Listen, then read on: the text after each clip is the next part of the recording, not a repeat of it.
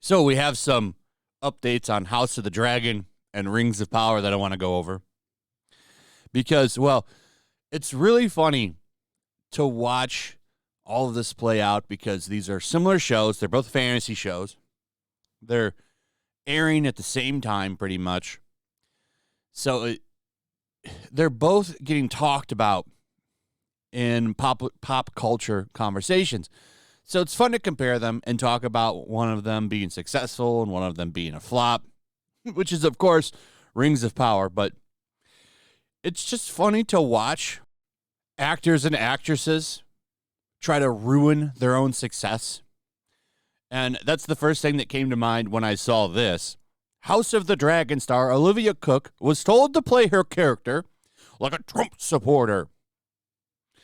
I could see what they were saying with this complete indoctrination of her denial of her own autonomy and rights. Cooke said of playing Alicent in the Game of Thrones prequel series. Now, I think this is a good show, actually. It does have some things in there. Like, for example, you could say that there's some feminism in this show, but it's not like they're arguing about bust size on anime characters. The stuff that they're talking about this show is the fact that women would be married off, but they also would do that with the men too. It wasn't just with the women, but women didn't have any political power, really. They had influence, which is pretty strong. If they were a higher class woman, they would. But for the most part, the job of a woman was to make babies. That kind of is very true. Because for one, I mean, even with the first queen, some of the kids had died because it was a tougher life back then. So a lot of families, they'd have 6 or 7 kids because only 2 of them would probably make it to adulthood. But when you say stuff like that, like, okay, there's little feminist themes in there, on stuff like that, yeah, women had it pretty bad back then. It's true. But I can tell you one thing that this show has nothing to do with, and that's Trump, which she's now trying to say she's basing her character on a Trump-supporting woman, which is absolutely ridiculous. Talking about how she's trying to hold up the patriarchy. Well, the reason that she's trying to do that is because she has a son she doesn't want to see put to the sword. She doesn't want to see her son die. I don't know if you know this, but parents are pretty supportive and loving towards their children usually. Why would she be fighting oppression when she wants to see her children live? But they ever say this. She's been completely bred to breed and to breed powerful men. That's her only function in life. She can tell herself that she's going to sway and nurture and persuade in a very womanly, feminine way. But it's all effing BS. Unless you are fighting the men, you'll never be heard. It's learning to live within this straitjacket of oppression. How do I move inch by inch every single day to loosen the straps? That sounds like her character. It sounds like the other character, not her. The other one, her whole thing is she wants to be queen when everyone wants a king. But now they're pushing that on this character, which I think is stupid. And she's been talking about, got a bunch of outlets picking this up right now, which is absolutely ridiculous. This is how you kill a good show. Now, I don't think it'll get that much attention. But the thing is, it's like, why do you have to ruin a good thing? It's like you got a good thing going. The show is doing fantastic. It's picking up people every week. Every week it picks up people. Like it's growing weekly, which is rare for a show. Just so you know, the show's good. But then they have to throw this kind of shit in there. Why even do that? Why would you simp to the media? Because that's all you're simping to. You're not simping to the regular people. Because there's a lot of people that support the Orange Man and those politics. Why would you alienate them? It's just stupid. Like, they get on there and they think, yeah, this is going to make the show better.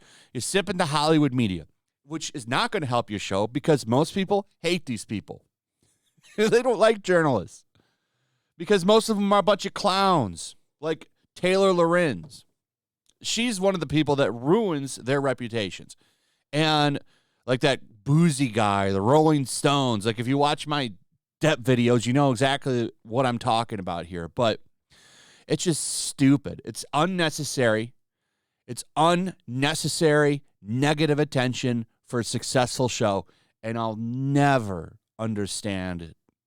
I'll never understand it. Just like I don't understand the simping that regular media, like IndieWire here, does for shows like Rings of Power. It wasn't built for the water cooler, and that's okay. So basically, this means that it's not a show built for people to have discussions about, which is what makes a popular show. Because with House of the Dragon, I could have an hour, 2-hour conversation about that show with someone that's a big fan of it too. Like, we could sit down and really, like, where is this going to go? What do you think is going to happen to this character? Do you think this character is going to do this?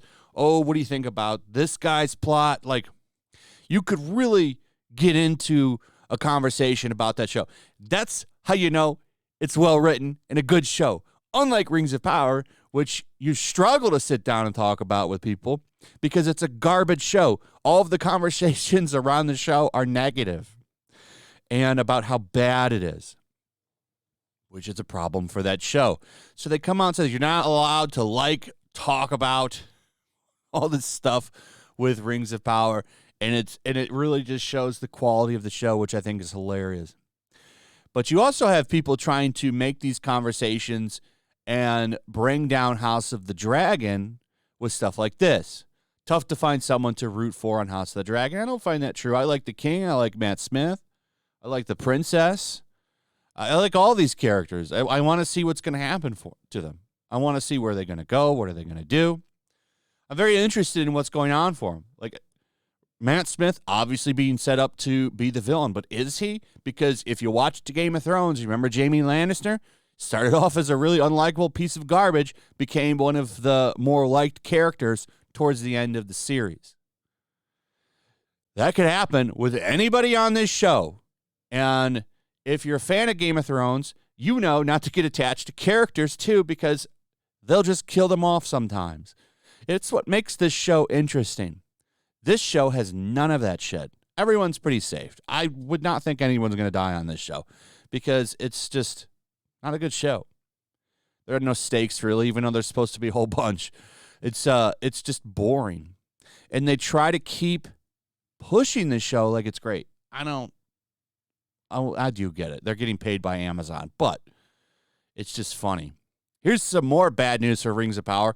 Rings of Power is making mockery of Tolkien's work. Forbes has really been going hard on Rings of Power. It's crazy. They've really been trashing this show lately. Multiple articles about why the show is so bad. Anyway, it's funny to see one of them tell the truth, to be honest. Anyway, that's pretty much it. Let me know what you guys think.